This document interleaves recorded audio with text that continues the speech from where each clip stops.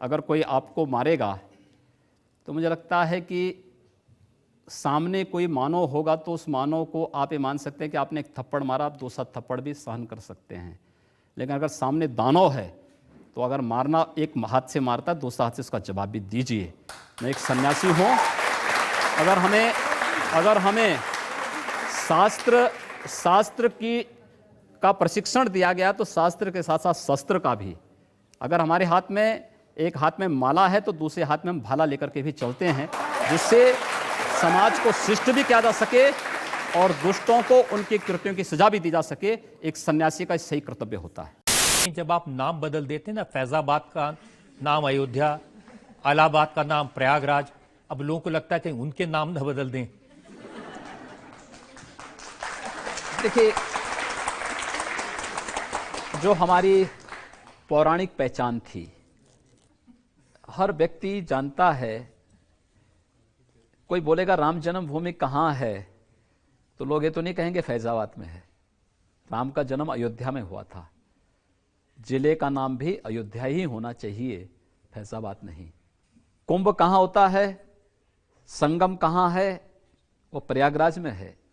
तो स्वाभाविक रूप से जनपद का नाम इलाहाबाद नहीं बल्कि प्रयागराज होना चाहिए, और हमने वही किया है। उसका पौराणिक पहचान दी है, कोई नाम हटाया नहीं। जो नाम पहले था और जो उसकी पहचान थी उस पहचान को पुनर्स्थापित किया है, किसी का नाम बदला नहीं। अब देखिए सोशल मीडिया में क्या चल रहा है, ऐसे उन्होंने तस्वीरें छापी हैं, आपको आमिर खान का फोन आता है, आप कहते हैं अब तुम्हारा नाम कल से अमर खन्ना होगा।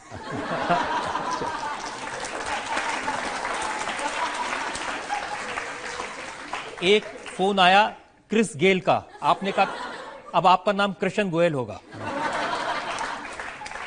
अगर यूसुफ खान अपने नाम दलीप कुमार रख सकते हैं तो कोई और भी रख ले तो कौन सी बुरी बात है। मायावती जी भी कह रही हैं, अखिलेश जी भी कह रहे हैं और राहुल जी भी कह रहे हैं। और आपने तो जनता से कहा था कि मेरी सरकार बनेगी तो गुंडों को चेतावनी है, या तो काम छोड़ दे गुंडागर्दी का या बाहर चले जाएं। लेकिन हालत तो खराब है। हमने कहा है और हम करेंगे भी।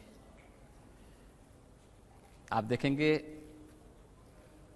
बहुत शीघ्र आपको प्रदेश के अंदर लगेगा। यद्यपि इस बात का एहसास सबको है, कुछ क्षेत्रों में घटनाएं घटित हुई हैं और दुखद हैं, लेकिन हम चिन्हित कर चुके हैं कौन लोग इन घटनाओं को कर रहे हैं।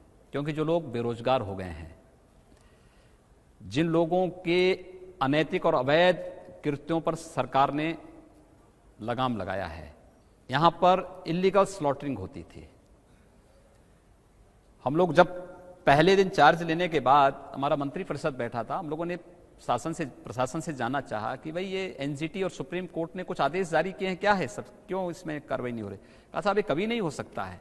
हमने कहा जो कभी नहीं हुआ वही तो करने के लिए हम लोग आए हैं, और इसीलिए इलीगल स्लॉटरिंग 24 घंटे के अंदर बंद होनी ही चाहिए, ये हम चाहते हैं। तो जो इलीगल स्लॉटरिंग कर रहे थे तो बेरोजगार होंगे ना, लेकिन बेरोजगार के लिए उनको मजदूरी करनी पड़ेगी, मनरेगा उनके लिए है। वे लोग अगर अपराध करेंगे ठोक दिए जाएंगे और वही कार्य हम करेंगे।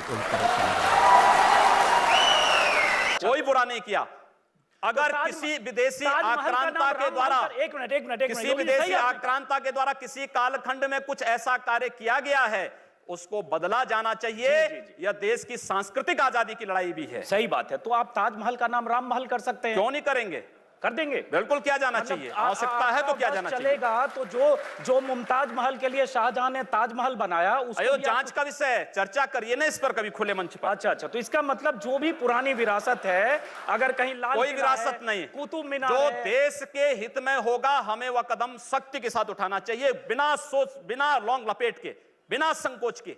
तो देश के हित में, देश की सुरक्षा के हित में है, आने वाली पीढ़ी के भविष्य के हित में हमें वो कदम उठाने में कोई संकोच नहीं करना चाहिए। तो योगी जी आप ये मानते हैं, आप थोड़ा गुस्से में हैं, तो मैं कोई गुस्सा नहीं हूं। मैं आपको बता रहा हूं, आप क्योंकि मुझे कह रहे हैं, मुझे भय है कि आपको फिर पसीना ना हो जाए।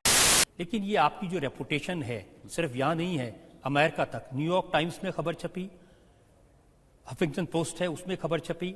उन्होंने लिखा कि योगी आदित्यनाथ का मुख्यमंत्री बनने का मतलब है भारतीय जनता पार्टी हिंदू वोट का कंसोलिडेशन करना चाहती है। मैं नहीं समझ पा रहा हूं कि हिंदू तो दुनिया का सबसे उदार मनुष्य है। दुनिया के अंदर कोई ऐसा व्यक्ति को आप बताइए कि जिसने इतनी उदारता के साथ दुनिया के किसी मत, किसी मजहब या किसी सेक्ट को अपने यहां सम्मान दिया हो, फलने फूलने का अवसर दिया हो। फिर हिंदू से इतनी चिढ़ क्यों? और मुझे गर्व है कि मैं हिंदू हूं, लेकिन एक हिंदू होने के नाते मुझे अपने उन दायित्वों का भी निर्वहन करना है कि प्रदेश में हर व्यक्ति का विकास और प्रत्येक 22 करोड़ जनता की सुरक्षा का दायित्व भी मेरे ऊपर है। मुझे ये करना है।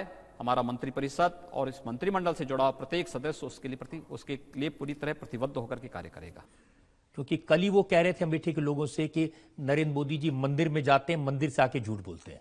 देखिए, मैं इसको अपनी एक वैचारिक विजय मानता हूं। जब हम लोग राहुल गांधी को जनेऊ दिखाते हुए देखते हैं, अपने को एक्सीडेंटल हिंदू कहते थे। एक्सीडेंटल हिंदू से आज जनेऊधारी हिंदू तक की जो यात्रा है, ये हमारी वैचारिक विजय है।